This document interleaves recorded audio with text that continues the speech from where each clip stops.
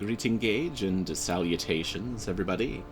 It's Orbital Lance. I'm your Orbital Lancer, and this is the Shadow over Cyberspace. We're halfway through the month that this game takes place in, and things are starting to kick into high gear.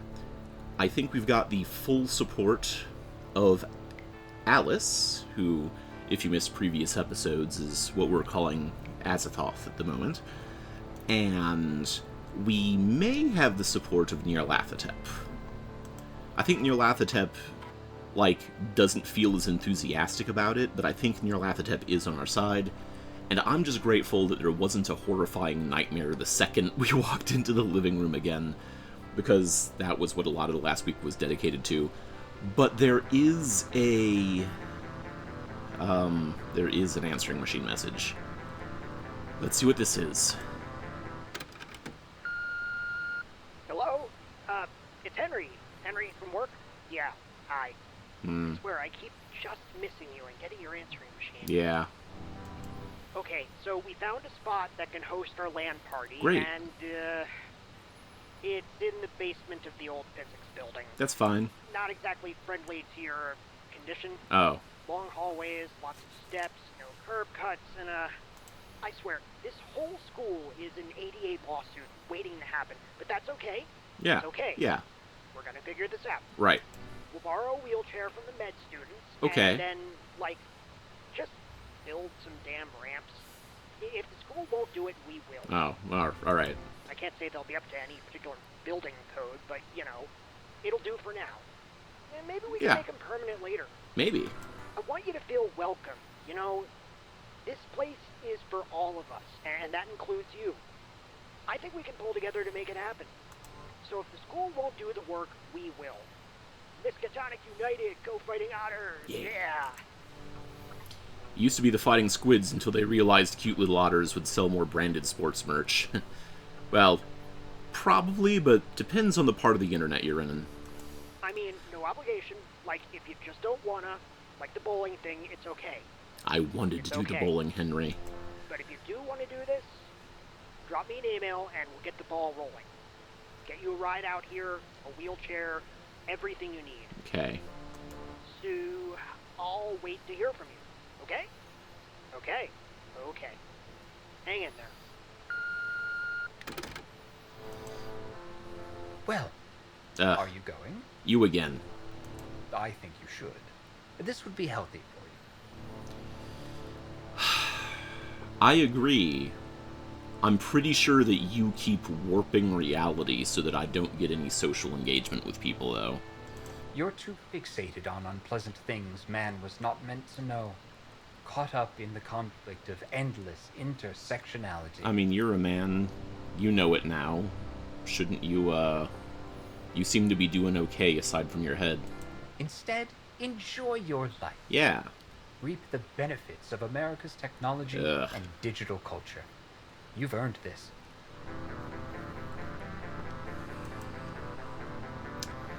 The world-consuming horror planning to slowly drown the world in bloods and sacrifice just said, "Have a nice day." But he's not wrong. This is within reach, and they're willing to accommodate my needs. If last weekend was my low point, it's time to head for higher ground. I'll drop Henry an email. Alright. I'm waiting for the rug to get pulled out from under me on this one. I really think Cthulhu is, intentionally messing with my days, especially on the weekends. And that's no bueno. And Henry, Henry is doing his best. Henry is, he's a little clumsy about it, but, good intentions. And not just, not empty wishes style good intentions either. It sounds like he really wants to make this work, and that's good of him. We need to clean out the fridge. Sandwiches. Let's double check this. LAN party on Saturday, currently Thursday. Okay. Oh, you know what? I remembered to click the fridge, but I didn't remember to click on the bathroom. Okay. Click to the bathroom, and I clicked the magazine to learn to relax a little. I gotta keep that humanity score low. No, high. High is what I want. So now that we've made some good grounds with Nyarlathotep, it might be time to open up some better communications with Haster and the other guy, Yog-Sothoth. Send an email to Henry. Oh boy, I enjoy sending email. What would you like to say? Keep things upbeat and funny, be pragmatic and serious but accepting, appreciate his thoughtful gesture. Yeah, I appreciate it. Henry, thank you so much for the invite. Thanks for considering my needs. I think Ramson Chair would get the job done. Miskatonic needs to do better to serve its disabled students. I think this will go a long way to showing the rest of the faculty how to get it done. Last few weeks have been difficult for me. I know I missed bowling, but I definitely want to come to the LAN party. It'll be healthy for me to get out of the house. If you could pick me up from my home an hour ahead of time, that'd be great. I'll make sure I'm prepped and ready to go. And then attach a file, maybe a pic of a cute kitten saying thanks. Thank. That is such...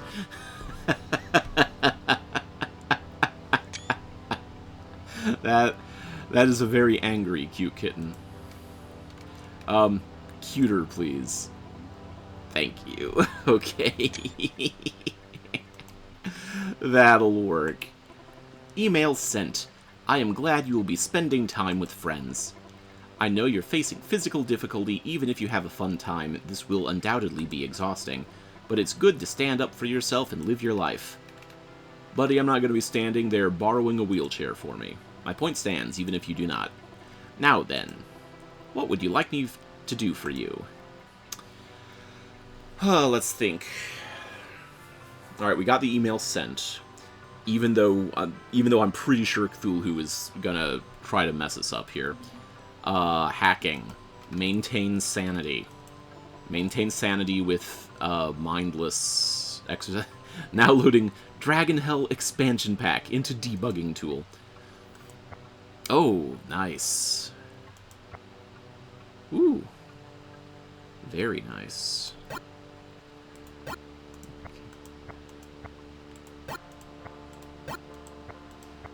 I know it feels like cheating to actually click all the... to actually plant the flags, but...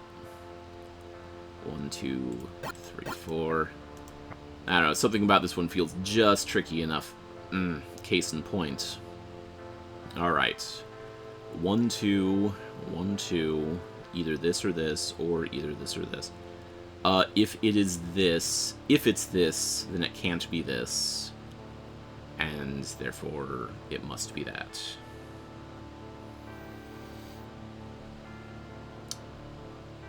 If it's this, though, then it can't be that, and it must be this. Dang it! Let's see. Okay, well, actually, no, that's helpful. I think that's helpful. Because...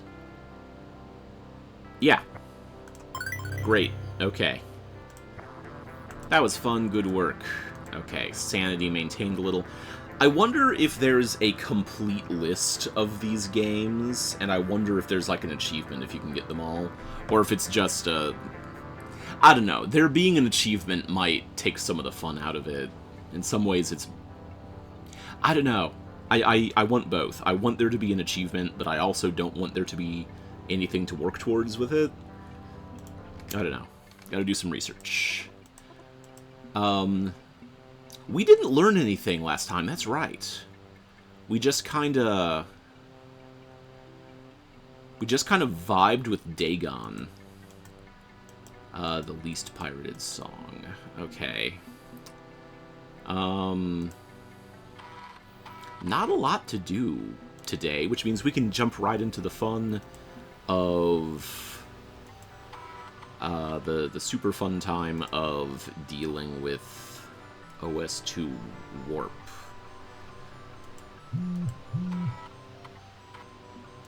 Click on that one more time. Go to sleep and get ready to talk to an old one.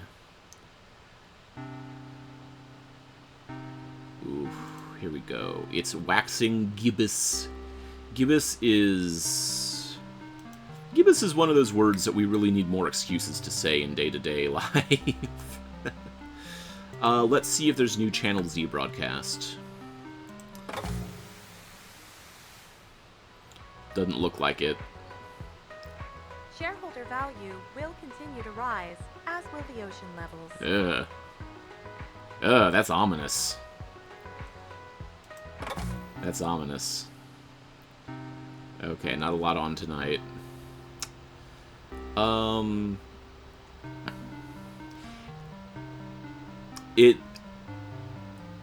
It's a small thing. I do appreciate the fact that in this particular scene, well, and this isn't the only scene, it happens in almost every scene, but I do appreciate the gentle glowing of the hotkeys, of the hot spots that you can click on. Some of the fun of classic point-and-click adventure game stuff was, you know, the discovery of trying to figure out what in your environment was clickable. That's what I forgot. I forgot to check my progress. I was gonna check in on that with Buddy/Dagon. I'm pretty sure that I'm good with Nyarlathotep and Azathoth. I want to talk to both of them at least one more time. But for right now, let's talk to Yagi. Yagi Bear at yoggle.com. Oh, right. What was my voice? What was my voice for him? I think I was trying to, like, do a sort of... That one scientist from Half-Life 2. So, like, not exactly that, but approaching it.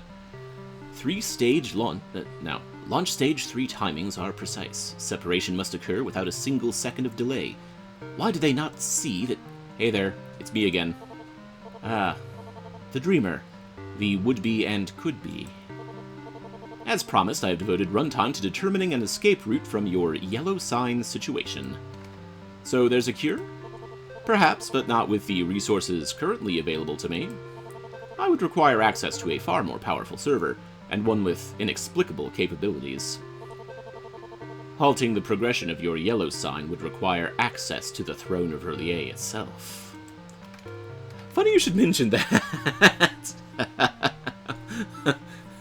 Buddy, I think we can make some kind of deal here. Considering why I'm here to chat tonight.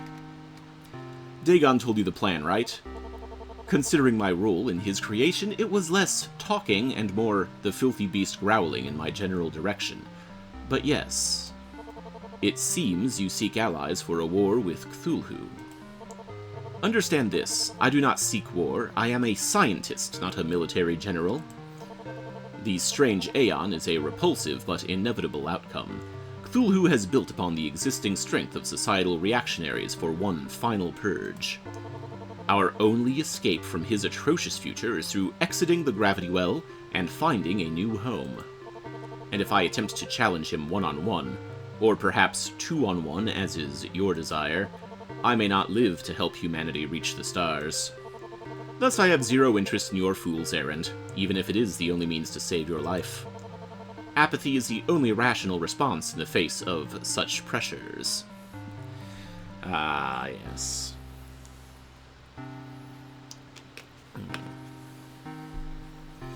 I appreciate how none of these people is human anymore in the sense we think of them, but they are human in the sense of, like, they are embodying whatever their avatar is. And they probably really vibed with whatever that was when they were more human. But I like that, you know, rational scientist guy, he starts becoming a more and more two-dimensional scientist guy as he becomes more and more of an AM. Well, I've got 3 other options for my tag team partner, all of which will end in dismal failure. Oh. Haster's pride, Azathoth's incoherence, and Nyarlathotep's rage may get you to the blasted shores of Hurlier. You may even topple Cthulhu. There is a 1.35% possibility.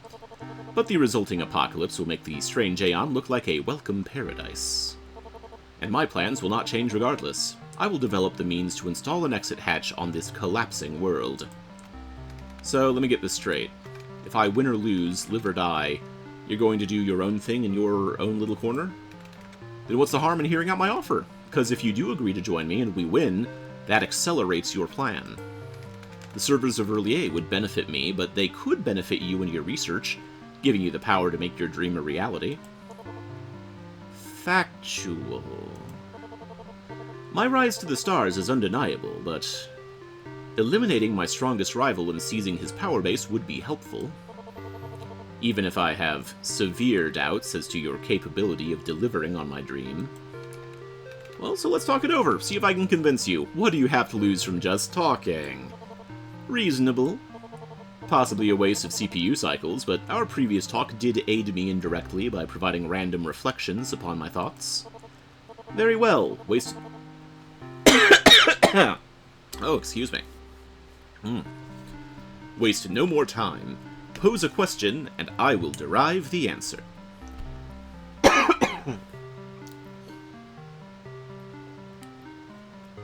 Man. My throat is dry. Why are you so fixated on space travel? 'Cause it's cool. Duh. What do you think of the internet you've indexed? Okay. Who was Yosuke before all this? That's a good question. I want to know who this guy was. I'd like to learn more about Yosuke. Why? Because I'm trying to decide whom I want to recruit for this journey to slay the dragon, remember? It'd help me to get to know you. My passive is of no importance. There isn't some stark contrast between Yosuke and Yog-Sothoth. I respond to both names, because I am and have been, and always will be, myself. That I have obtained the power of Yog-Sothoth is irrelevant. I grew up yearning for space, and the stars are my destination. Yeah, but the origin point matters. If you just have a data snapshot at the end of a cycle, you can't see the overall path. A fair point. Continue. Okay, what was your childhood like? Boring. Standard issue, late Showa era city living. Salaryman father, stay-at-home mother, plenty of anime to stimulate a young boy's dreams of spaceflight. Good anime, too. Yamato, Gundam, Mazinger Z. Not the badly dubbed and rewritten garbage you've scraped together and dumped on VHS. Hey, that's fair. Anime fan? Okay, that's something to talk about. Hold on. I have access to the sum total of online discourse. I see the shape of every conversation about anime. He knows where this is going. I believe I should withdraw from this particular topic before it becomes a typical otaku flame war quibbling over semantics. Let's just say I liked anime, and leave it at that. Aw. Well, your family then. Did they support your astronomy aspirations? They supported me getting a job and making money and marrying a wife and having kids and repeating their loop forever. It's honestly a pleasant bonus that abandoning humanity chopped the last 2 steps off before they could happen. As far as my parents know, I got shot in an attempted robbery, and that's the end of that. Whoa, hang on. Yagi, buddy, that's, You can't just drop that on me. You faked your own death? Namatech has become very, very good at forging proof of death for the mines it has harvested. I leveraged the early form of that process.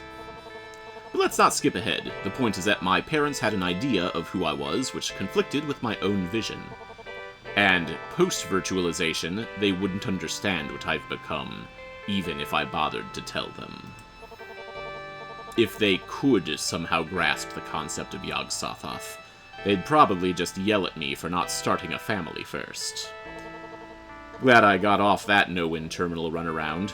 The last thing I wanted to be was a clone of my 9-to-9 office drone father. I believe you can see why I wouldn't want that, yes? An eternal desk job would be miserable. Meaningless work doesn't befit Yosuke's ambitions. At least his dad cared for his family, enabling a good start. Okay.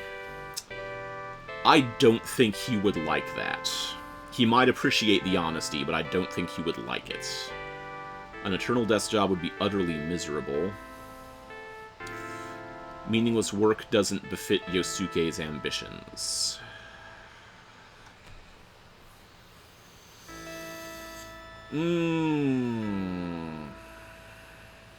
It's risky, but I'm gonna try 3.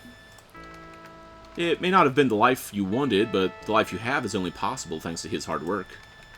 I don't think you can discount the effort your dad put in to help you start off right. Your education and your upbringing are the result. Ugh. That's like half a step off the nuance I wanted. Doing that for the ones you love can be quite noble. Oh, yeah. I didn't think so. He was merely going through the motions of his father and his father before him. There was no love in it. If he provided me a steady base to leap from, I was the one who chose to leap. He was too cowardly to do so. But you had the privilege to take that leap. I owe a lot to my family for building up the privilege I enjoy, for example. At least acknowledge his role, yeah? Fine. I acknowledge that he tangentially aided in my efforts. Don't misconstrue. I don't loathe my parents. I suppose you could think of it as pity rather than disgust. I had hoped to elevate them out of that state, honestly. If humanity ascends, the patterns they're stuck in would be no more. I don't know if we've seen this expression on him before. This might be... This... Because, like, he's been in this pose before. Usually when he's being, like, imposing and staring with, like, the glasses shining. But I don't think we've seen that expression on his face when he's in this pose before.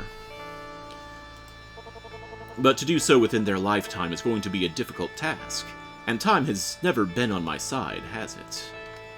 How so? I rose quickly through the educational system.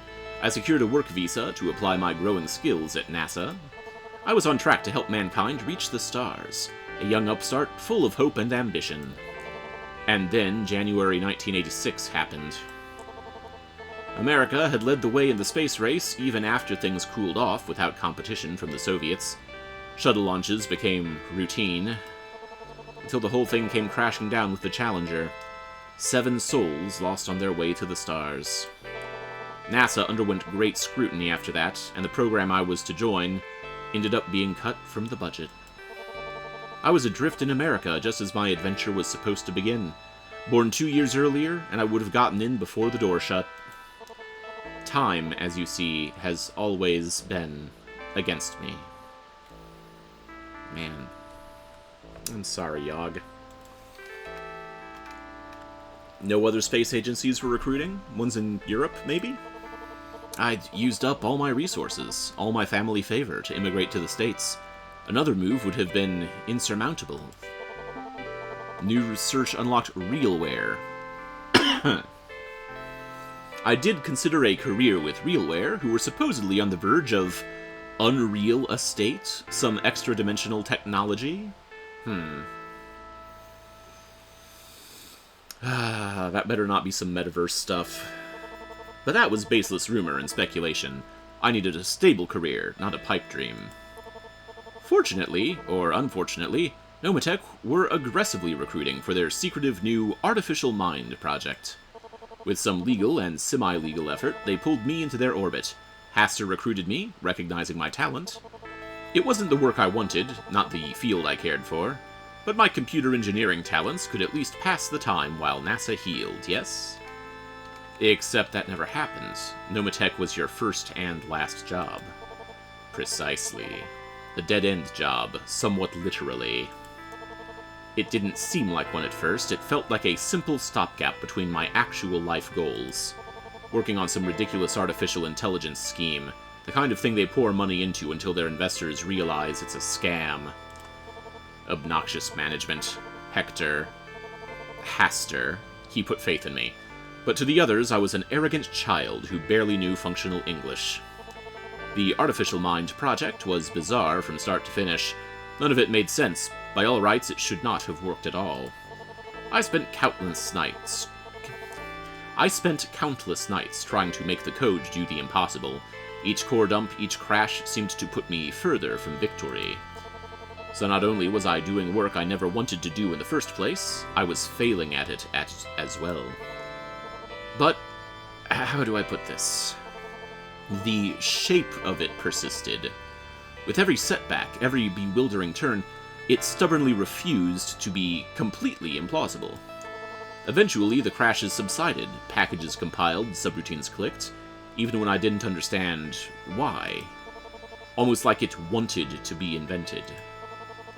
As the months wore on, I started to realize this fool's errand, this side quest on my main journey to space, it was becoming more. But the work had to be completed, that was my task, and I refused to let earlier setbacks dissuade me. So, I did what I had to do. You crack video games, yes? I've looked into your side hustles. That means you know where I'm coming from. Well, neither confirming nor denying anything. Yes, software piracy takes a certain amount of personal stubbornness. Precisely. That was my work at Nomatech. Equal parts frustrating and obsessive. I had to clear this hurdle to return to space.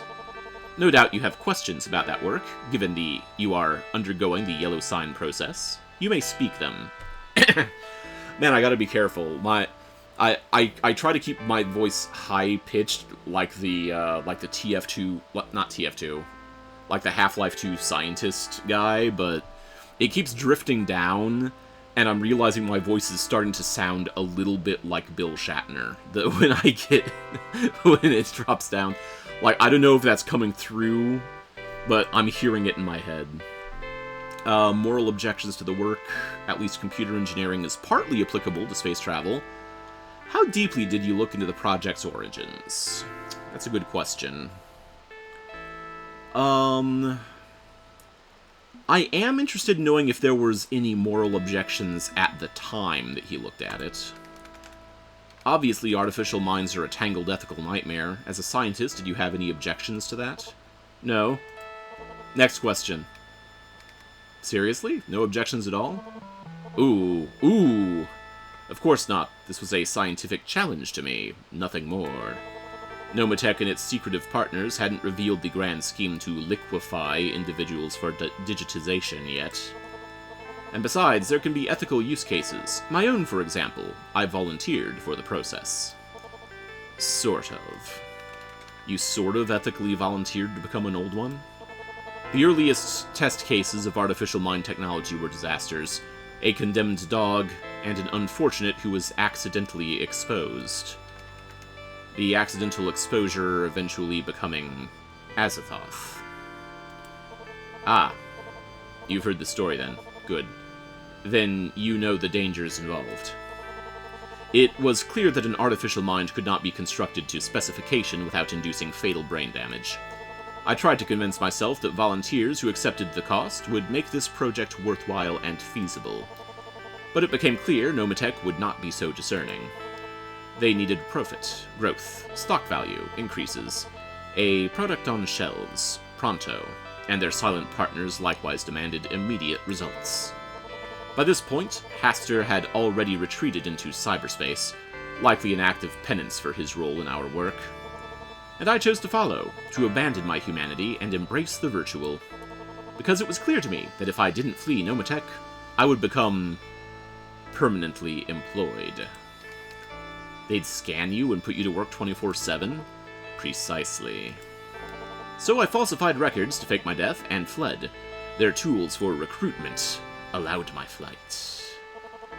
The early internet could barely support my new form, but I persisted. I built Yoggle to house my process and begin the true work. And now, I am Yog-Sothoth, the key and the gate, opening the way to the outer reaches of our cosmos. I survived and thrived.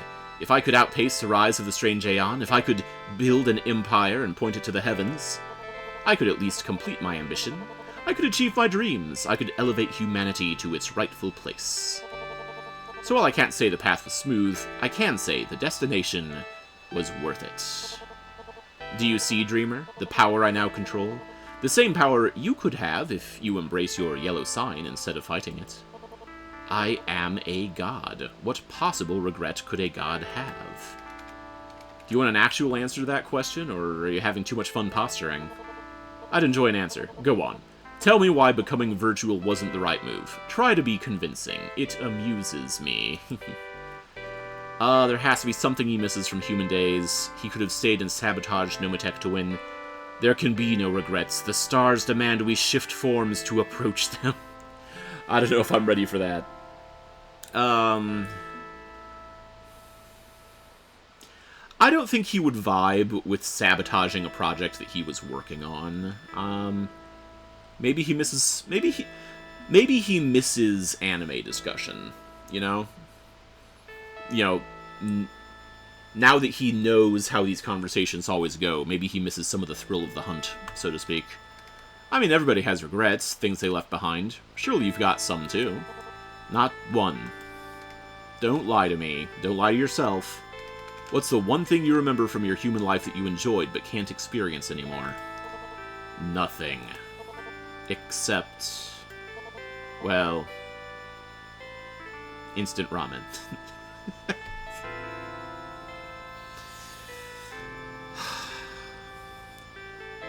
It's confession time. Even though it is a treasured and beloved food of millennials around the world, I'm not a huge fan of instant ramen, or ramen in general even. I try ramen again about once every 2 years, and so far I haven't had a bowl that's really sat well with me. Noodles? Seriously?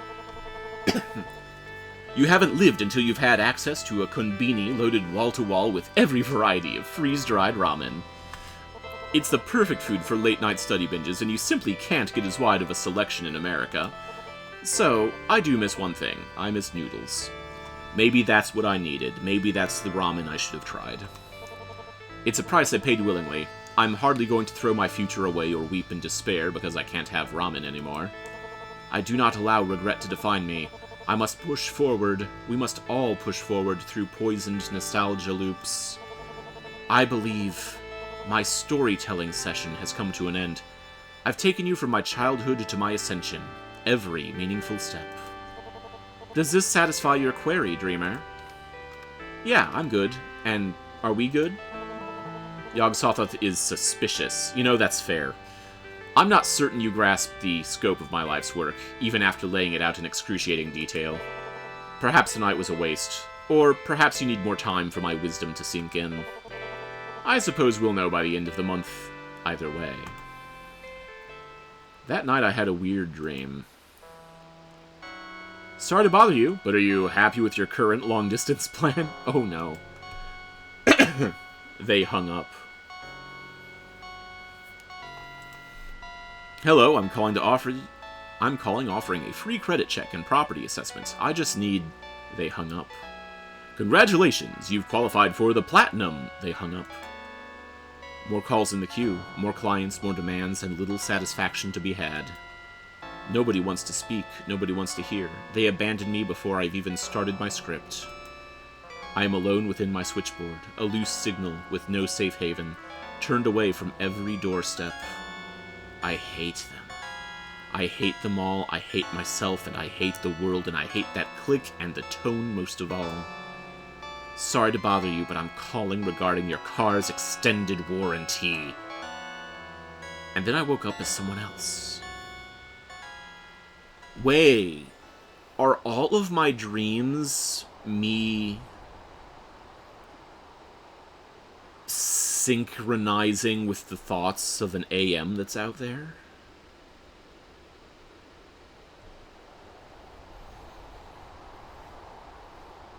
Interesting. That's got some interesting implications. I don't think it really changes much narratively, but it suggests some interesting things about what's happening to me.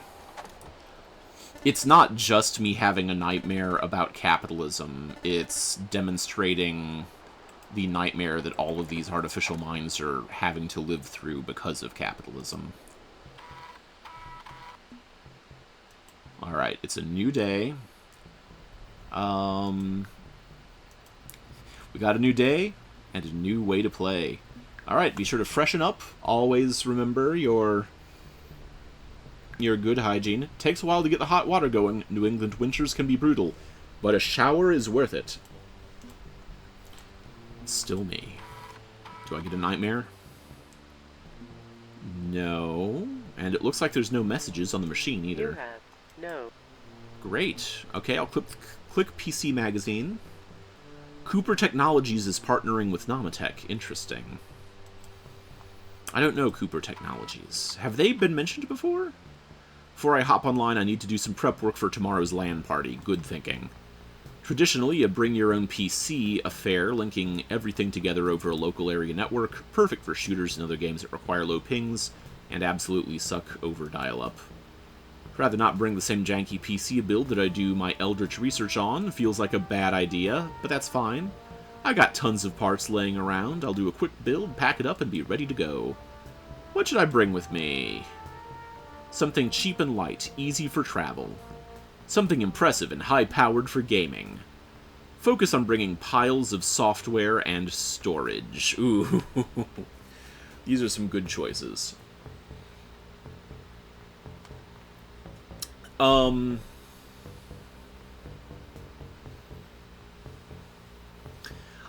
going to socialize. I'm going there to be with friends and to have a fun time. And I don't want there to be any excuse to not go. I know that Cthulhu is going to just rewrite reality around me so I can't go, but I'm going to make this as easy as possible for me, so something cheap and light, easy for travel. Let's not go all out. Just enough to participate in the event, but not a slog to set up and tear down. Basic beige box with a 3D FX accelerator. If I accidentally drop it, no big deal. I pull together some scraps from past projects, install a bare-bones SparkSoft OS, should be enough for casual gaming. I'm not trying to show off, I'm trying to show up. I'll make it clear to them and to myself that I'm still alive. Still alive. I box everything up, ready for transport. And then I sit down because my legs are killing me. Okay. May have just ignored my body telling me to stop because I got a little too excited. I'll sit here for a few minutes and rest. If I'm serious about not letting this hold me back, I have to be serious about pacing myself too. And once I'm ready, I'll get back to my research. Don't forget to click on the fridge. In the mood for waffles, but waffles are a sometimes food. You got a month before possibly the end of the world. Have some waffles.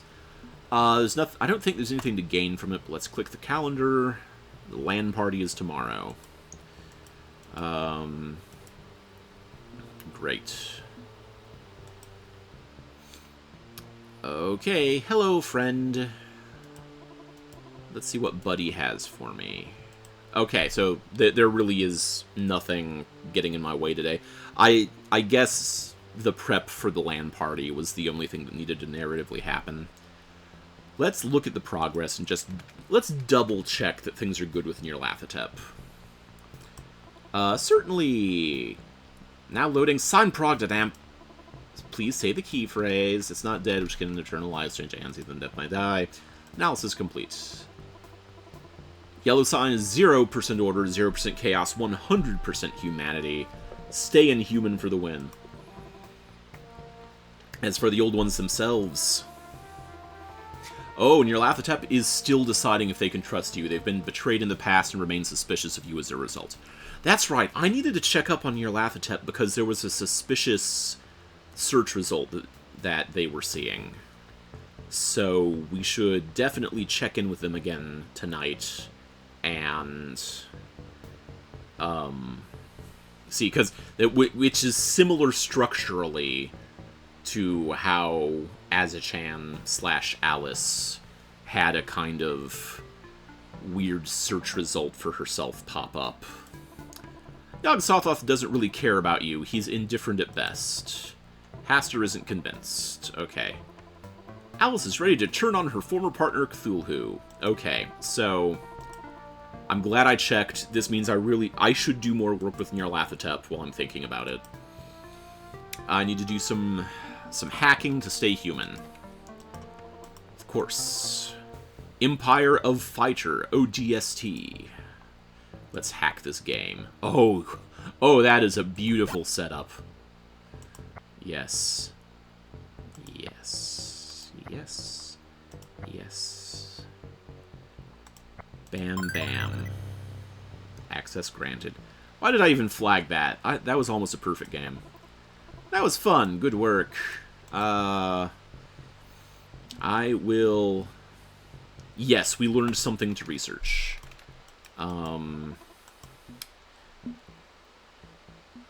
That's new. Xaxacluth. Xaxamacluth. Xaxamacluth. Where did you come from?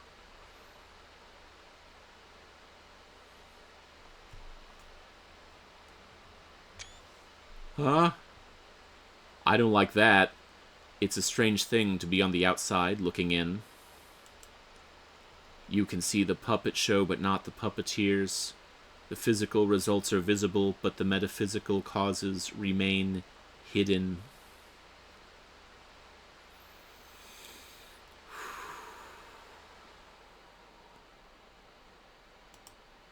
Someone is watching you, the same as we do. We chat and watch, but unlike us, the other watcher is someone who pulls your string. Is it talking about me, the player? You could go your whole life without realizing this, and we would be just as entertained if you remained ignorant. But it's more entertaining to tease you with awareness. Intermission over. Resume the show. Keep us entertained.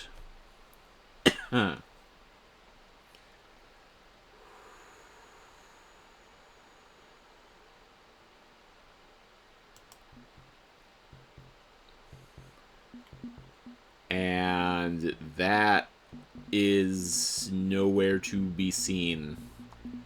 That search is gone. Alright, realware. Let's see what the realware is that Yog Sothoth was talking about. Another one of Believer's articles. The would-be landlords of our unreal estate. Buy land, son. God's not making any more of it, my father told me. But if God won't gift us with more of his creation, perhaps man can create new lands that exist beyond the boundaries of creation itself. That's the premise behind unreal estate, the theory of artificial realities, or pocket dimensions, if you will, other planes of existence generated through technology alone rather than found within the heavens above, where we might find room to grow beyond the confines of Earth. It sounds ridiculous, but true believers do exist. In fact, there are 3 powerful forces out there seeking to become masters of artificial reality. The first is, or rather was, the Continuum Corporation, yes, the ones who make breakfast cereal. In the early 1900s, they were launching research project after research project at the behest of an anonymous investor who funded their charter. Leaked documents show they were looking into time travel, artificial reality, blood resonance, all sorts of weird stuff, but for some reason they gave up in 1977 and moved wholly into processed food. Bummer. That's a little bit of fun for those of us who have played Penny Larceny.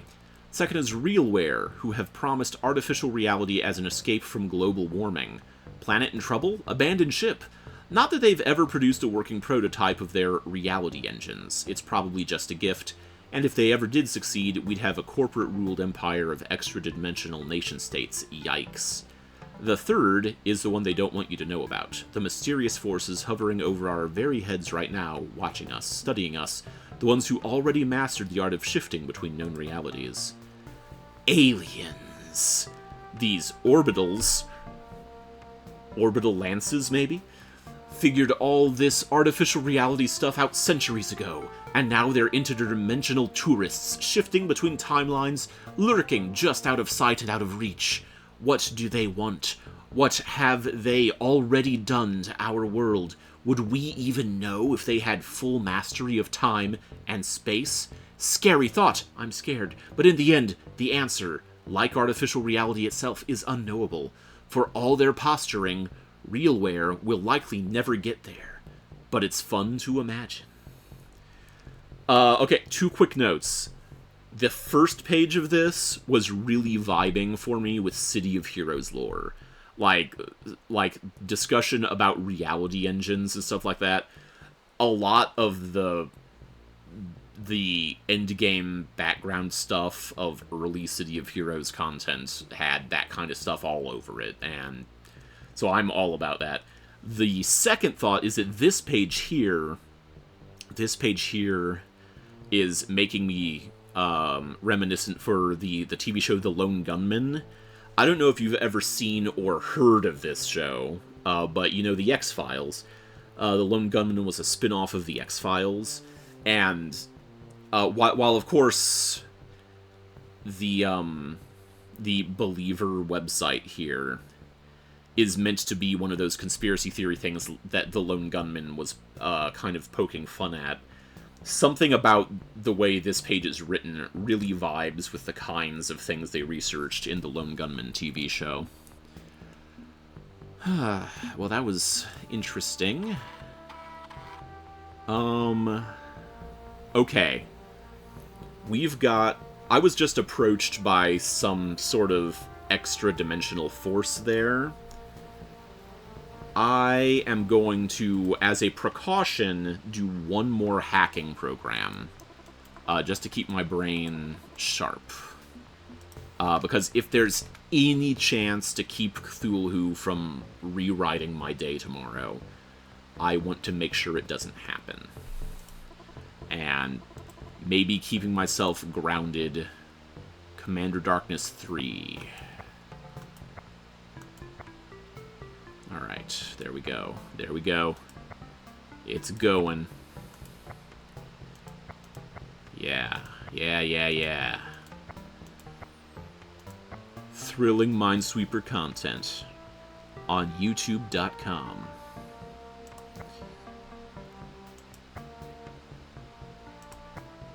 Okay, dang it. Alright,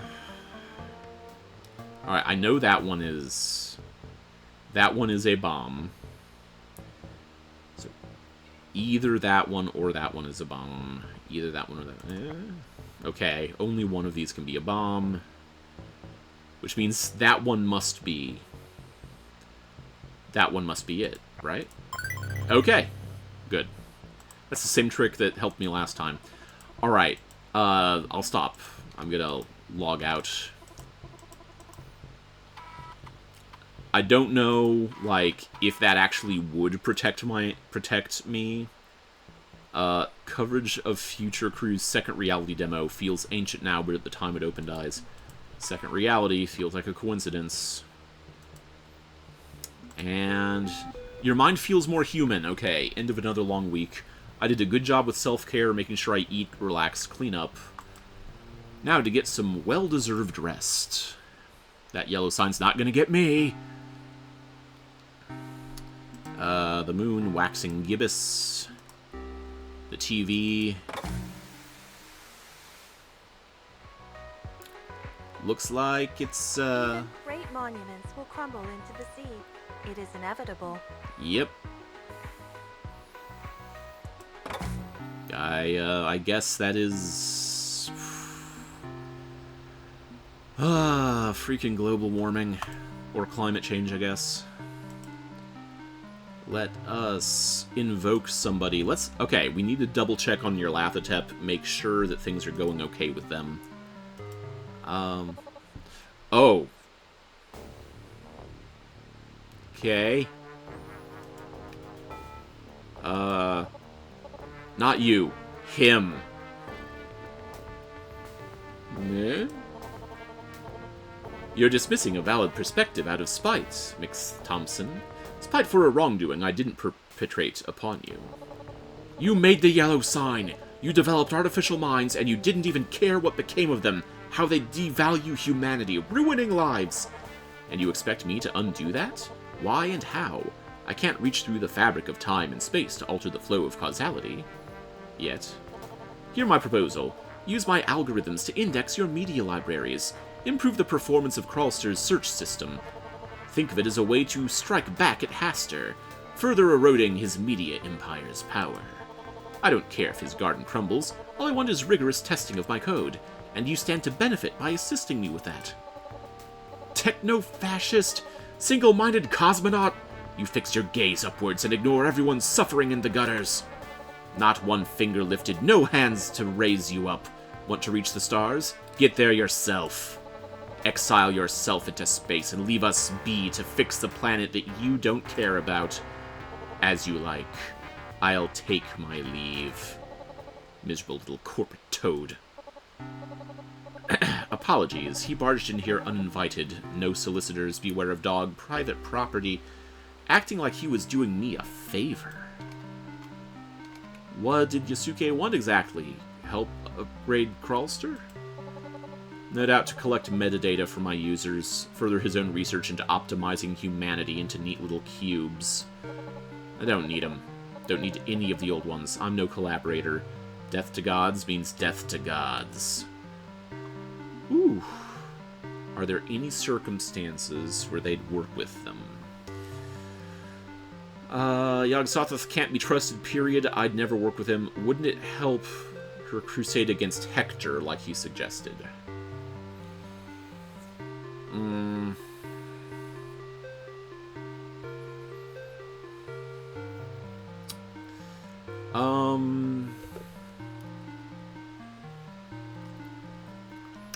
I do want them to work together eventually.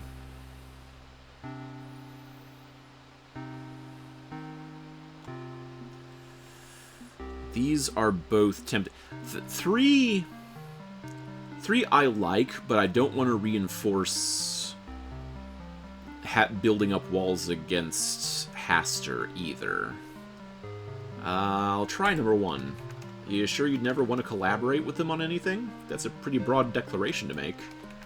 Surely there's some circumstances where it might make sense?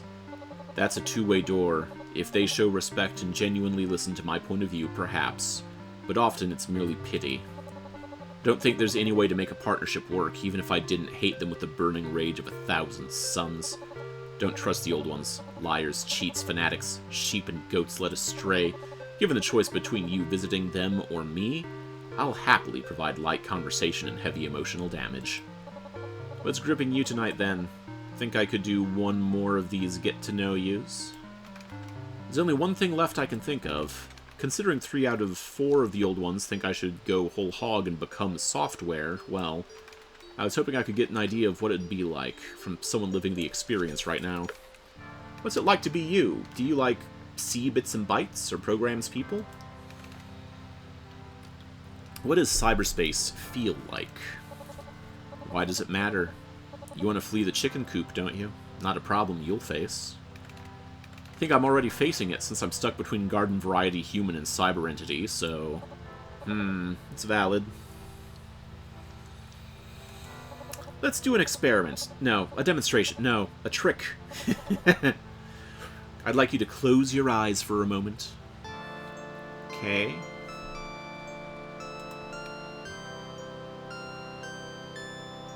I don't know what you're saying. Why? Oh, bear with me. Just close your eyes. Okay. I'll do it this time. Still isn't working. Okay. Oh, now I'm doing it. Okay.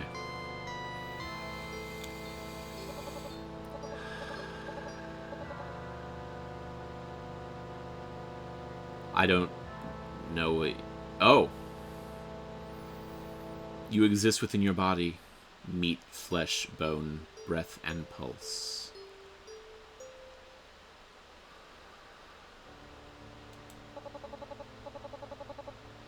Just talking about it makes you think about it. You can't not consider your toenails when I say the word toenails. Guided meditation never worked for me because it called attention to my body when I very much wanted to escape it. But let's say you could do that. Say you could escape, slip out of your skin, pull your mind free from sinew and bone. Not your brain, your mind. Picture the ultimate essence of you, something wholly free from biology, lifting up into the night sky. Void and dark, silent, no tethers. No sensations. Eyes and ears are meat. You don't have them. You are nothing. I missed that. Now, tell me what you do feel. Where's the... I know... History, okay. You are nothing, you are nowhere, and know when. Okay. Allow the meet your mind puppets to type those words. I trust your soul knows the placement of the keys, yes? I feel... adrift, powerful, intrigued. How do I feel?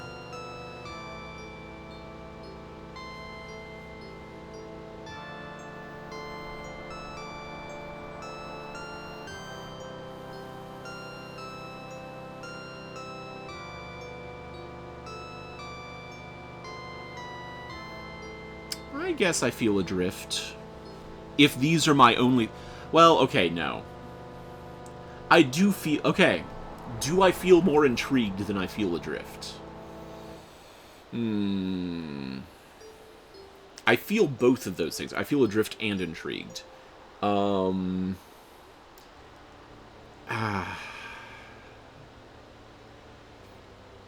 Setting your mind loose of its physical chains is a sometimes food. Oh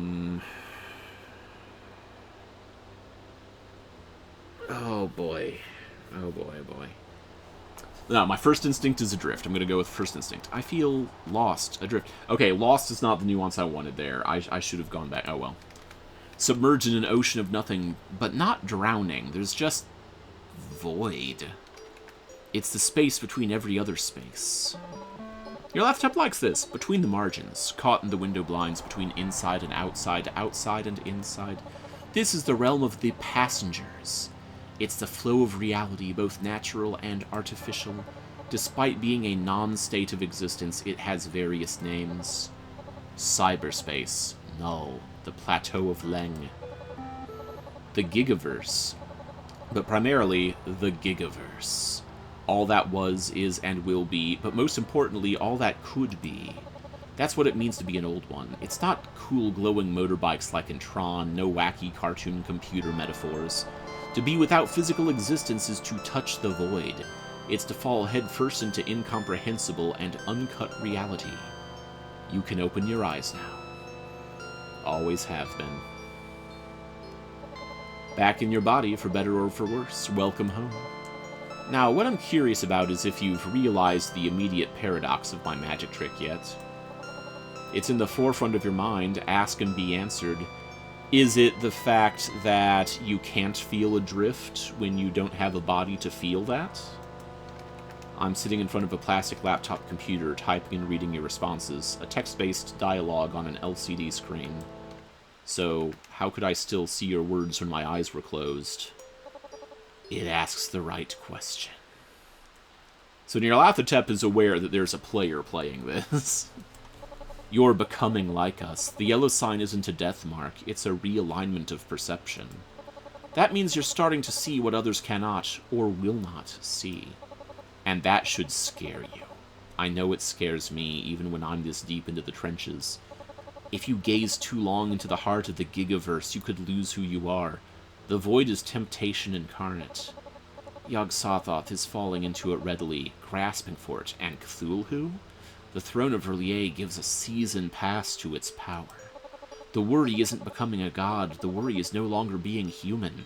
And Cthulhu gave up his humanity from the very start to become a god. Let's consider the second strange paradox about the way you and I communicate. Why do I appear before you as Niara Thompson? Her body is gone. Why assemble the interpretive signals of your Nomicom this way? What do you think? It's a mask to avoid exposing their monstrous hive mind. It's a method of grounding herself in reality. It's an aspirational goal to return to a previous form. I think number 2. Your old face is an element that grounds yourself in the reality you once knew. Not that you want to escape cyberspace. This is about keeping a hold on what's important to you. If the temptations of cyberspace lead you to fall away from reality, to be adrift in the void, I'd certainly want a tether. Yes, precisely. My face reminds me of what is important to me. I choose to wear my old face as a reminder. A reminder of the faces that desperately cry out for revolution. People who look like I did, bound together in the cheap seats. Once I reached out with voice and guitar string to try and comfort them. I brought them solace despite having no solace of my own. But now I seek liberation. The comfort zone has been obliterated with nuclear weapons. We must seek to discomfort others. This face, the way your laptop computer interprets the data it's trying to translate into a visual medium, it's the last face the powerful of this world will see before they realize how temporary all their so-called strength truly was. This is the power of a god. By severing connections to reality, you become an entity of willpower. Does it understand now? Have I answered its question adequately? Loud and clear, she chooses to be untethered and powerful. Except they want to hang on to themselves, not fully embrace the godhead. Sounds like she's giving in to the temptations she warned us about.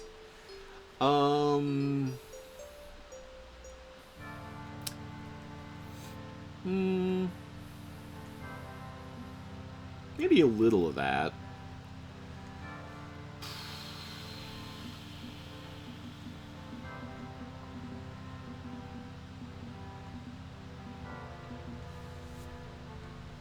Oh, have I... Okay, no, I scrolled backwards. I forgot that was a thing. I'm gonna go with... I shouldn't... don't think too hard about this. They want to hang on to themselves. Sounds like she's giving in to the temptations she warned about.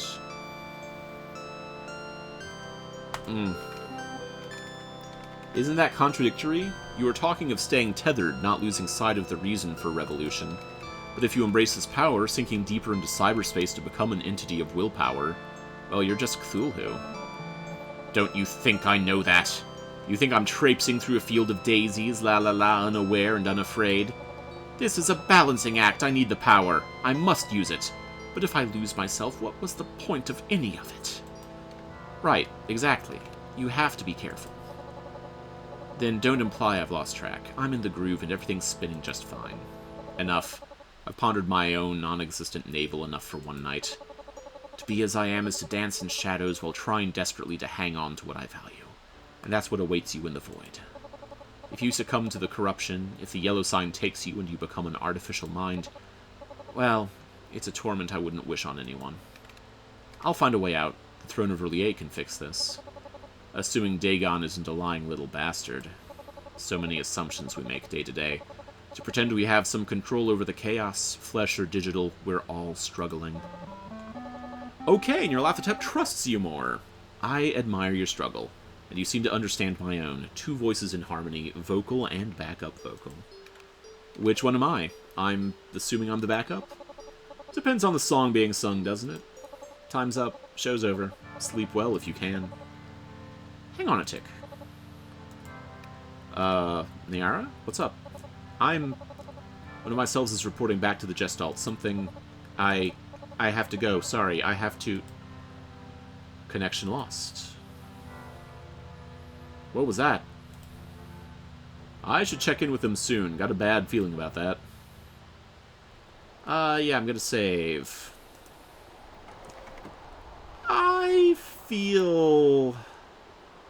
I think it's time for a new file.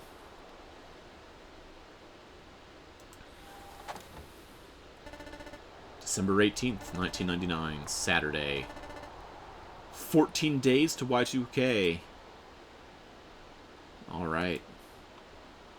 Time for a LAN party. Mulan House. Help. LAN Lab. Upcoming RTS Champs. PC Home Security, December 15th at 6 p.m. Pizza Fund, $10.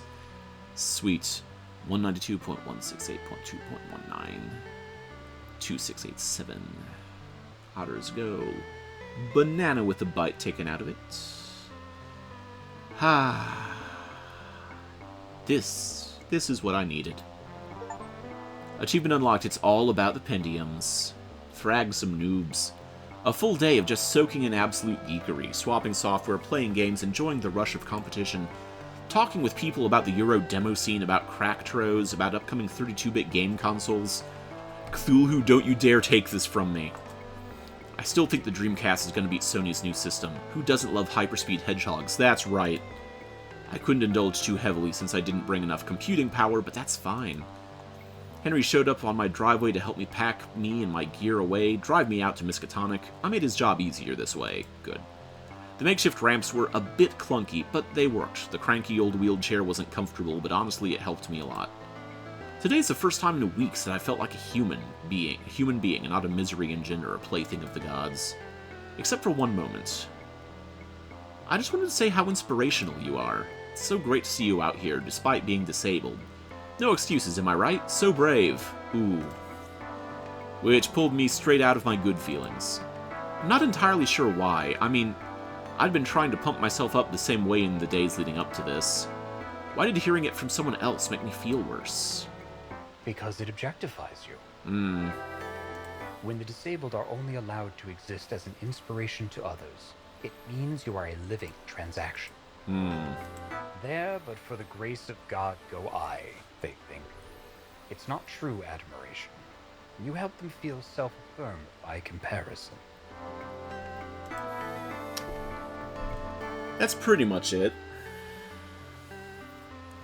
I have a different theory, but I don't want to get into it just now. The autocratic shadow president of our nation hit it on the head. But is that a bad thing? Your mere existence uplifts their spirits. You can be openly reviled and praised in equal measure. Everybody wins. And when everybody wins, Is it so disagreeable? nobody does. Elevating your fellow man? Helping them feel gratitude for what they have? How can I lead an ordinary life if they keep implying I shouldn't be able to? I'm not a sideshow attraction. I'd rather not be gawked at. I don't need their pity. All good answers. I'm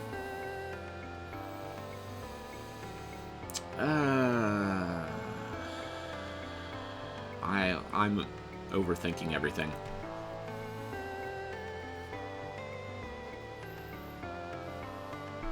Who says you should be able to lead an ordinary life? Hey, now, them's fighting A words. fat welfare state pulling you up to their level hardly seems fair. Hey, now. Don't get me wrong. I'm proud of you for the attempt, but acknowledge the fact that charity from your coworkers made it possible.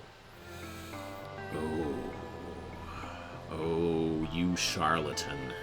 They generously allowed you in, despite having to labor to make it happen. You should be thankful they let you participate. Charlatan. No. Chtharlatan. Don't overthink this. You're the darling of the day. Be satisfied with your lot. And remember, when you stand at my side and relay, this worthless body of yours can be discarded. Imagine being free of all burdens. That could be my gift to you, provided that you make rational choices. Consider that as you move forward.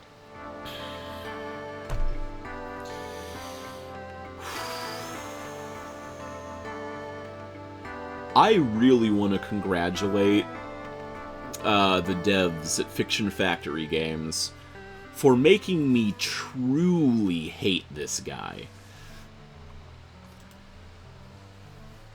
I'm starting to think the unfathomable eldritch horror doesn't actually have my best interests at heart. Yeah, probably not. There's so much wrong with what he's said, and the thing is, the thing that makes it strike so close to home, is that that's the kind of argument that you see, on the internet. Usually not in the spotlight of conversations, but just a little to the side. Over in the margins. That's a weird hiccup. But these arguments that sound reasonable, that are based on a core of being unwilling to accept different ways of looking at the world, and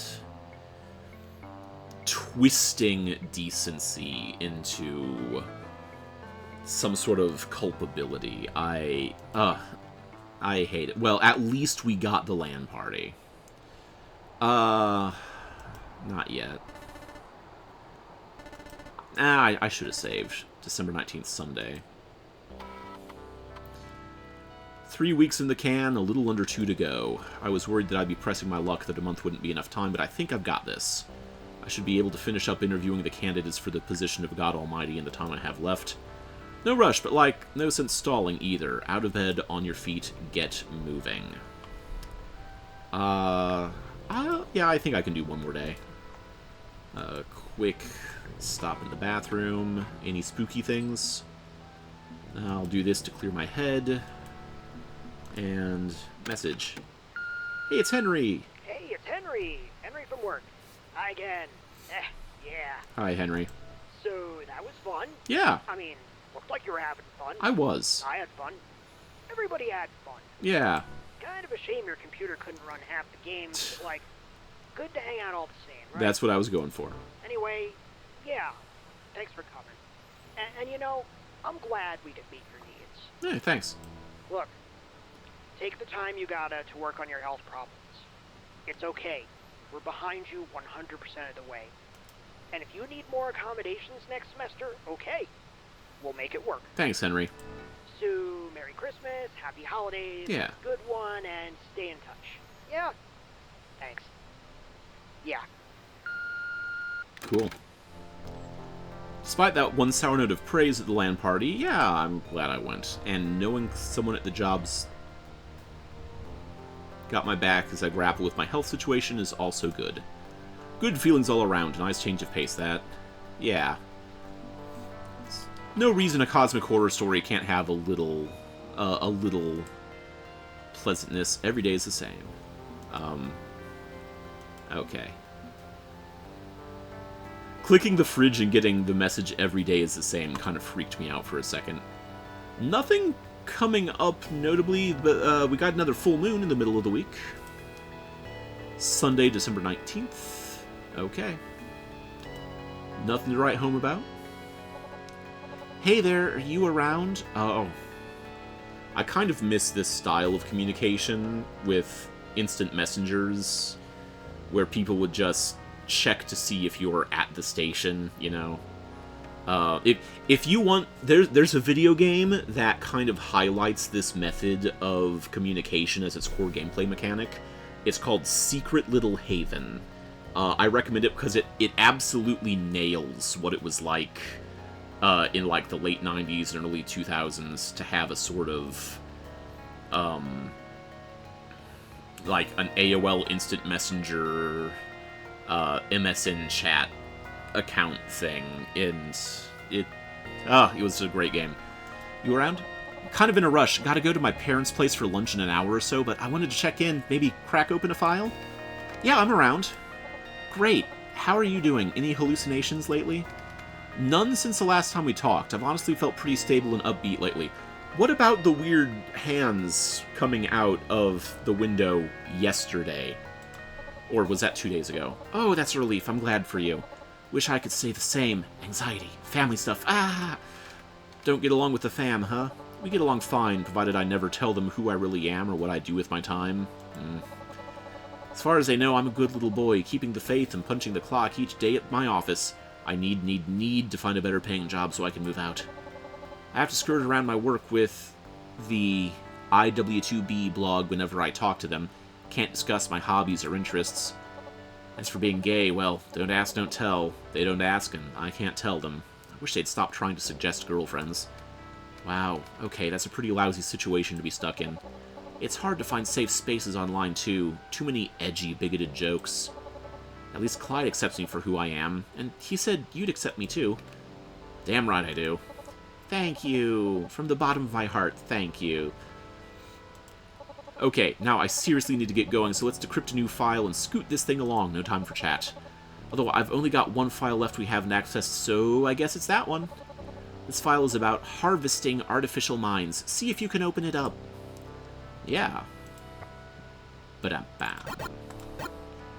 This is for a pal, so I'm going to use the flags. I'm not going to let my pride get in the way. Believer deserves my best. Okay. Bomb. Bomb. Dang it. Hey, perfect. Thanks to our partners at Nomatech, the Cthulhu project is on track. But he's asking for more upgrades to improve his capabilities, and we are here to serve Cthulhu. Nomatech is being tasked to push the artificial mind technology further with new prototypes. We've dangled the possibility of public commercial use in front of them as a carrot so we can piggyback off their efforts. If this works out, they'll need human minds they can clone, adapt, and modify. As we've discovered when Cthulhu is scanned, the process is destructive to the brain. At best, the subject is brain dead, at worst, completely dead. If Nomatech needs human sacrifice for the glory of Cthulhu, so be it. We've got plenty of humans we could throw upon the altar. Nobody's going to notice if a few undesirable people go missing here and there, if we pull from the margins. No high-profile targets. Scoop up human resources nobody would miss. Local police can do the heavy lifting without being told why or what for. Is this ethical? Is this moral? Is it legal? No, no, and no. But it's for the glory of the Shadow President, the savior of our country. This is the only path to his vision for Y2K, and it is our sacred duty to support his needs. Hector and Yosuke from Nomatech must be kept in the dark about this.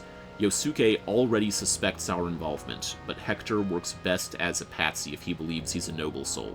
If he does find out, I suspect he'll splinter away from Nomatech using his side projects he thinks we don't know about. Carcosa. See strategy document 37B6 for that inevitability, but his walled garden isn't really a threat to Cthulhu. This work is unsettling, but important. Stay the course. You can't make an omelet without breaking a few eggs. Project Director, August 1989. Oh boy, I'm so confused. Human sacrifice for Cthulhu? I mean, I know I proposed he's an actual god, but really? Okay, I know how I said you're about to go way too deep on this. This is your last chance to back out. I'm not backing out. Artificial minds are created by scanning human minds, and then the human typically dies. I'm slowly dying because I got exposed to the yellow sign, which is part of the conversion process. Oh no, I'm so sorry.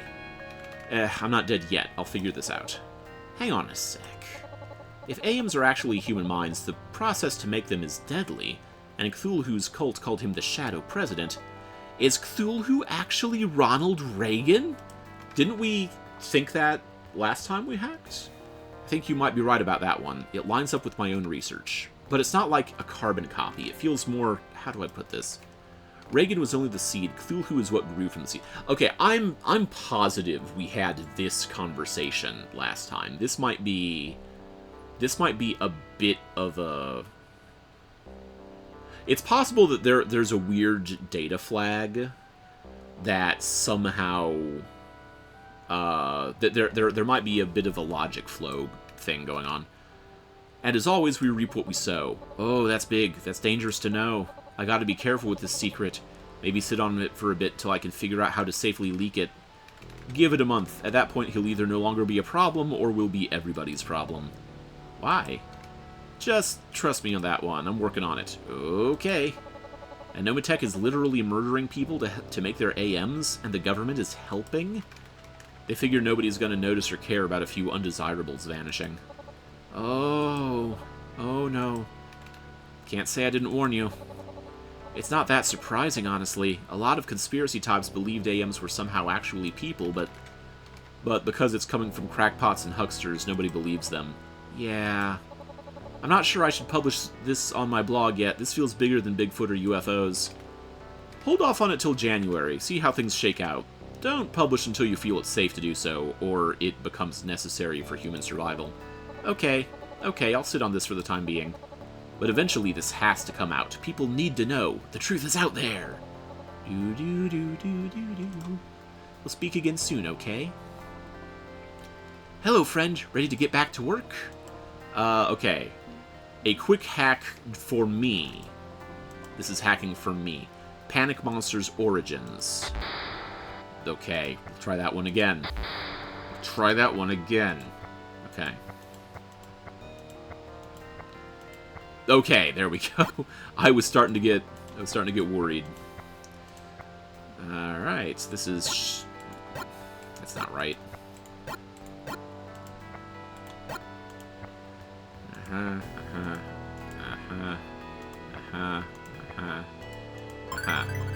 Great. Okay, now that we've done the brain saving, let's check the progress. Yeah, that's not dead, which can turn a lie, and so on and so forth. Order, Chaos, Human. Your Nyarlathotep trusts us! You're president of their fan club. Clearly, they may be willing to help you in the future. Yog-Sothoth doesn't really care about you. He's indifferent at best. Hastur isn't convinced. Alice is ready to turn on Cthulhu. Great. Did we learn anything that needs researching? I'm trying to remember. The Gigaverse, that's right. Okay, the Gigaverse. This is another thing that was in part of the Penny Larceny game. Update. All my images got taken down due to copyright violation. This sucks, and I hate it. I love the Gigaverse. It's such a cool idea. Imagine everything that's ever happened alongside everything that could happen. Like, we're in 4 dimensions, right? There's XYZ, which is space, and T for time. But what if there were more dimensions, which represent other possibilities for time? Other realities? New search unlocked, Captain Infinity. Yeah! All these realities combine to form the Gigaverse, which is every reality that could exist. What if you could peek at other universes and be a viewer? Or experience someone else's life as a passenger? Or be a superhero who can bend the Gigaverse to his will? That's Captain Infinity! I know Captain Infinity is just a children's cereal mascot character made to sell breakfast sugar, but his lore is just packed with cool ideas, so I put together this website to share my love of these obscure promotional comic books Continuum created to promote their cereal. There's so much lore in here, and it's amazing that barely anybody knows about it. Here's some scans from my personal collection of Captain Infinity comics. Update, once again, all images got taken down due to copyright violation, I'm sorry. Like, here's one about a bunch of aliens called the Orbitals trying to merge realities together and destroy the world, stopped by Captain Infinity, saving us all again. And here's one about Captain Infinity exploring a weird dream world called the City of Angles. The art is so weird. I really wish Captain Infinity was real. I wish superheroes and supervillains were real. This world is so boring compared to all the fascinating possibilities in the Gigaverse. I feel like we're due for a major world-shaking event, like the ones in those 4-color pages. I feel like Y2K will be the dawn of something amazing. Maybe Captain Infinity will save us from this disaster? Maybe he's real. Maybe he's out there shaping timelines and culling the dangerous ones. I hope he is. I hope it's all real. I don't know, but I can hope and dream. I look between the window blinds and see a world of masks and capes, and wish so much it was real. I want to cry. I want to weep for what we could have had if only. If only. Bye for now.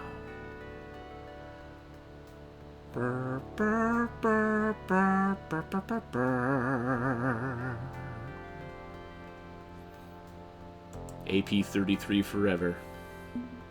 Captain Infinity. Redacted. Access denied. No authorization. Another lockdown website, just like the Polybius archive. Same data structure, too. There's plenty of web hits for Captain Infinity, thanks to the comic books, but this one's forbidden? Why? Let's crack this protection. Oh, I want to find out. I am too much of a City of Heroes player to not get this one. Dang it. Dang it. Okay, there we go. 1, 2, 3, good. Yeah, there we go.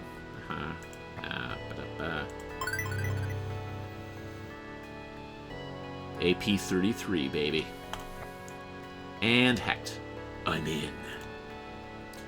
We've managed to co-opt the Infinity Initiative at Continuum by making them lucrative government contracts. Now they're perfectly happy making chemical weapons and breakfast cereal instead of continuing their research into time travel, offering lucrative government contracts. Besides, Patient 23 is under firm lockdown and has been since 1919.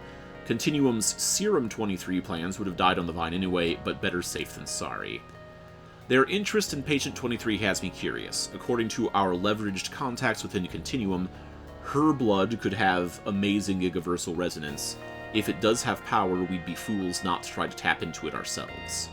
I propose we try to combine the Hawk Alexandros technology, Enterprise's project, with our MK Ultra research, and see what we can get.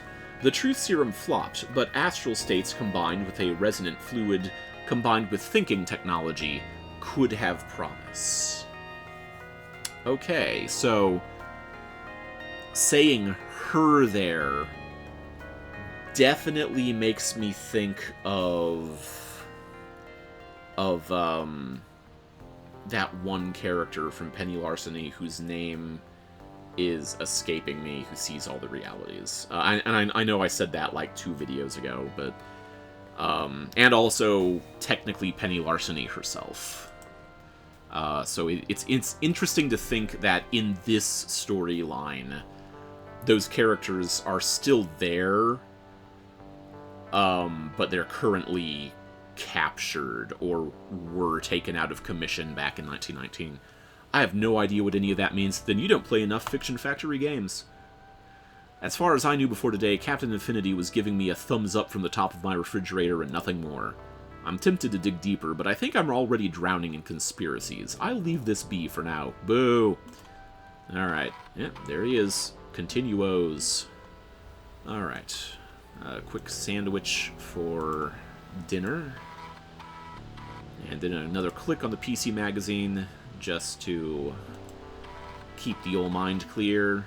And a shower, because hygiene is important. And then sleep. Time for a rest. Okay, we're making some good progress. Waxing Gibbous Moon again. And let's see if we got a new TV narrative. Nope. No one is willing to stop climate change, but everyone wants to profit from it. Way too true. Like, I know all of the things they've been saying have been true, but that one feels way too true. Okay, let's get to work. Okay, Nyarlathotep needs help, based on what we saw last time. Oh, no. Go away. Not today. Not any other day. Don't want you. Don't want anyone. Nobody within the boundary. Don't need, don't want. Nyara, what happened? What happens to all living things? She's gone. She's gone. My mom's gone. Passed away. Heart disease came back for round 2. Not unexpected. Entirely expected. Always a chance the heart disease could flare up again, even after surviving the first crisis point. But I wasn't there for her. I abandoned her. You got conscripted as an artificial mind. It wasn't your choice to leave her side. You can break a connection by refusing to reforge it. I could have reached out. After regaining my consciousness in cyberspace, let her know her daughter was alive. I could have been involved in her last days. The god of self-defeat. A million crabs pulling each other down to the bottom of the bucket. That's the trick. The crawling chaos is a sham. It's disconnected and untethered, a failed revolutionary floating out into the void. Nyara, I don't have to say a word. Not a word can fix this. Bashing away on your plastic keyboard won't change a thing, and neither can I. But if you do want to say a word, well, won't say no, I guess. My parents died earlier this year. You lost your parents? Yeah, so I've been where you are now. Everything's been a downward spiral ever since. This, my health, the yellow sign, everything. I've been wallowing in depression ever since. Cracking games, punching the day job clock, just wasting the time however I can. Because it's not supposed to be this way. It's not right. They were still young. We're still young. It wasn't time. If someone can go just like that, dropping away in an instant, where does that leave us? Makes us realize that we're painfully mortal. Yes, the fear. The sense that if your internal model for God can die, what does that mean for you and I?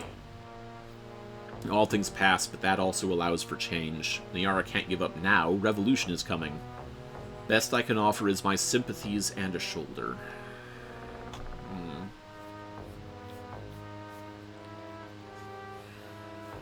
Yeah, shoulder.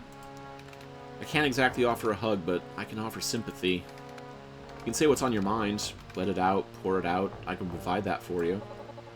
It gives what it can, and she appreciates it. Facing death isn't a check mark on a bucket list. Nobody wants to go through this. It's forced on us by our frail forms. Best we have in these moments is each other, all we've got. Mother had me at her side. First time she stared this death in the face, she could rely on me to dry her tears. When she was diagnosed, when I realized she didn't have much time left and we had no money or insurance, the bottom dropped out of my own heart. I had to act fast. Had to take the sketchy record contract. Get the money, spend it on every treatment she could get. Be a star, sell my music, embrace the grind of capitalism for her sake. And it worked. Paid in full, healthy and strong again. While I was left in debt to Carcosa Media when my music didn't hit a home run. Mom offered to help get clear, but by putting herself in debt instead, back to the endless churn of poverty, I wouldn't allow that. And so Carcosa offered you an out. Submit to an artificial mind scan and your debt to them would be wiped. Had no idea what I was really submitting to. Didn't know I'd die. I'd leave her alone. I'd never have left her alone. But I did. And once I pulled myself together, once I found my strength as the Gestalt of Nyarlathotep, I never reached out to her. Not even once? Not even once. I could have told her that her daughter was still alive, countered their lies and cover-ups. I could have connected. Could have. Instead, I let her mourn me, and rarely gave her a second thought, and I don't entirely understand why I abandoned her. If I had to guess, maybe it's because shame forced her into hiding from her past life? She didn't want to pull her mother into this mess. She was focused on the fires of revolution.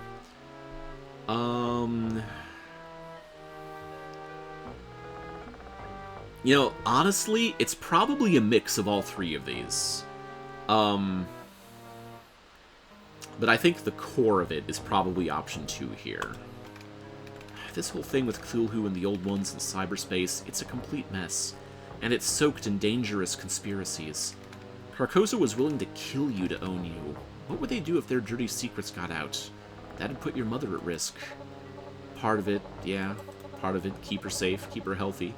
Make sure she doesn't get dragged into the mire with me. I didn't deserve my fate, and she didn't deserve to share in it with me to any degree. You're here in the muck. Can't say you're having fun either. Why wish that on someone I love? Why even wish that on an enemy? But there's something beyond that. There's a lack. Something missing within me. My war called for one strategy. Be a distant force. Mysterious and vague, powerful and aloof.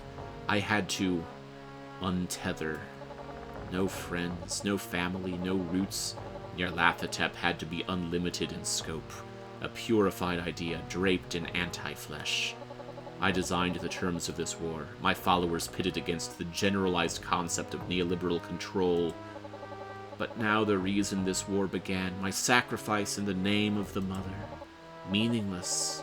In the end, fate cut her short all the same. I stand at the crossroads with the devil in drop-low stance with a flying V. He demands I pay for my soul. So, what's next? Does this change your plans? Perhaps. Perhaps not. The intersection of healthcare and capitalism damned my whole family.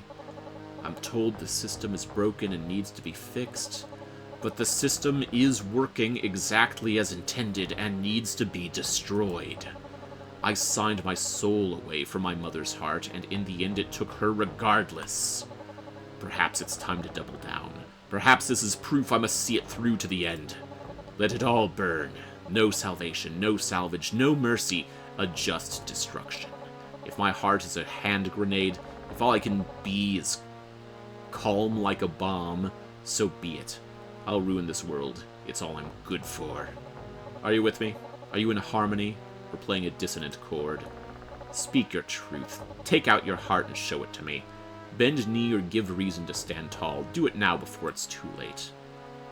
She's having doubts. Wouldn't be asking me if that weren't the case. Do I talk her down from a purely destructive revolution or encourage her to pull the pin? Should she be our reckoning or our healer? Sing a song of blood and fire. Sing a song of healing and rebuilding.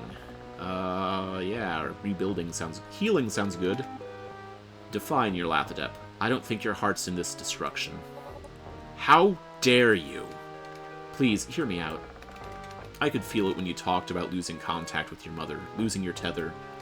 If you lose your connection to humanity, you lose your way. You forget the heart of your war. Because a heartless war has no purpose. It's destruction for its own sake. Untethered. Aloof. Giving vague statements about the oppressed while breaking my connections to them. The struggle for human rights isn't all on one pair of shoulders, even if I had a plethora of shoulders to bear for the burden. I lost track of that. I forgot about my mother. She fell away from my focus until it was too late to restore what was lost. I see your point. What right do I alone have to decide the future, if I'm an aloof and abstract concept? If I have no roots left? God of self-defeat, a failure, igniting the fires and breaking all the windows, and for what? Just to see it burn and smash? I'm losing myself, drifting away. And you can't turn that around? You can't reattach? Maybe it's too late. Maybe it's not. Use me as a sounding board here. I've got no right to speak on your behalf, but I can help you puzzle through in your own voice. Let me drop a prompt on you here. If we assume it's not too late to make a change, what would you do next? If it's not too late, then there must be death. Okay, not quite the change I expected you to suggest. And not quite what you're thinking either. I must kill my assumptions and let them be reborn as a stronger ideology. When I was alive, my guitar healed. It brought comfort and solace. Then when I died, it became a weapon, strung out wires of vendetta. I've experienced both the hardship and oppression of living in this world, and the power of chaos beyond this world. Life and death. Yes, I think I understand now. I got a plan in mind, then? A plan for war and peace. See it through beyond the end. Don't just light a fire and walk away. The system is broken and must be destroyed. But it also must then be rebuilt. I can't abdicate that terrible responsibility. But we avoid meet the new boss, same as the old boss. We do not burn one structure only to raise an identical one. Horizontal collective action. New organizational mentalities embrace the progressive possibility space. I've talked nebulously of us and them, of whom I'll save and whom I'll punish, but punishment is not the final step, is it? I need to be a part of us again to avoid becoming them. I need my tether. I wish I could step back for a few weeks to ponder this new path, one that extends past the self-satisfaction of arson. But there's no time to slow down, is there? Strange aeon's coming. Y2K arrives, the throne is calling. We're both involved. We don't get to sit around pondering our navels or sit on the sidelines and protest. If Cthulhu's reign doesn't end, he'll drown this world in his violence. That path is an absolute certainty. Faux Ronnie's gotta go down. If he stays on his throne, he'll orchestrate global events to sink the world deeper and deeper into despair. Yolathotep is suspicious, dang it. Don't quite think we're on the same page today, but maybe that's not grounds for bailing on you, yeah? Yolathotep trusts you more. Okay, so down and up. You're coming to the point where you need to decide whom to ally yourself with. I'm a possible e-ticket option. Provided you keep on the path you're going, I think we could double-team the bastard. And if I do sit you on the throne of Erlier, what happens? You know the future I'll create once I take the throne. Revolution. Death to kings, an end to autocracy and fascism. Tearing down the old to make room for the new. That's always been the goal. That's still the goal. But I will be mindful regarding the aftermath. I'll try to fix what I break. Okay, thanks for being honest with me. I'll think about it. I won't force your hand. Pick me or don't. Not right of me to make demands. Just keep in touch. Song's not over yet. Connection lost. And that feels like 2 old ones down and 2 to go. We have less than... We've only got about a month and... We've only got about a week and a half to go, which is not a whole lot of time. Well, I guess 5 days is more than half a week. So... yeah. we've got ourselves Nyarlathotep and Azathoth in our corner.